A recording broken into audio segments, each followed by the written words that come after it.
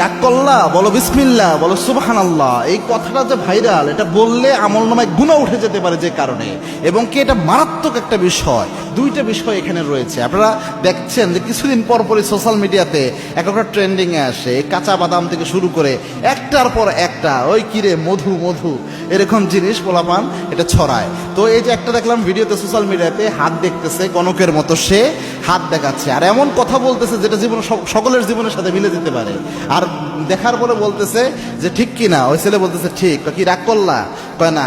বলো বিসমিল্লাহ, বলো সুবহানাল্লাহ। এখানে প্রথম যে বিষয়টা হয়, রাসূলের একটা হাদিস জানেন, আল্লাহর হাবিব সাল্লাল্লাহু আলাইহি ওয়াসাল্লাম জানিয়েছেন, আবু হুরায়রার বর্ণনা, মান আতা কাহিনান, কোন ব্যক্তি যদি গণকের কাছে যায়, গণকের কাছে যে হাত দেখায়, আল্লাহর হাবিব জানিয়েছেন যাওয়ার সাথে সাথে 40 দিনের আমল বাতিল হয়।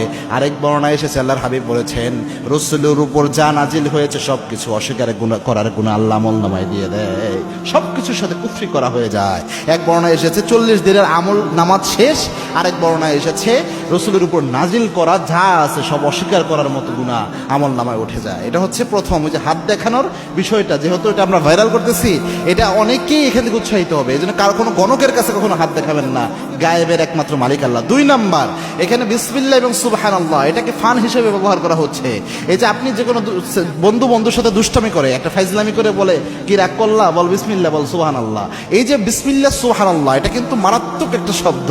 আল্লাহ রাব্বুল আলামিনের বরকতময় নাম বিসমিল্লাহ, সুবহানাল্লাহ, তাসবিহ আল্লাহ রাব্বুল আলামিনের বরকতময়, এগুলার অসংখ্য ফজিলত রাসূল সাল্লাল্লাহু আলাইহি ওয়াসাল্লাম হাদিসে বলে গিয়েছেন। তো এই এগুলা নিয়ে যদি আপনি ফাইজলামি করেন বা ফান করেন, এগুলা যদি আপনি আপনার স্বাভাবিকভাবে মজা করার জন্য ব্যবহার করেন, তো এটা তো মারাত্মক, এবং এই ক্ষেত্রে অসম্মানজনক হলে ঈমান নষ্ট হয়ে যেতে পারে।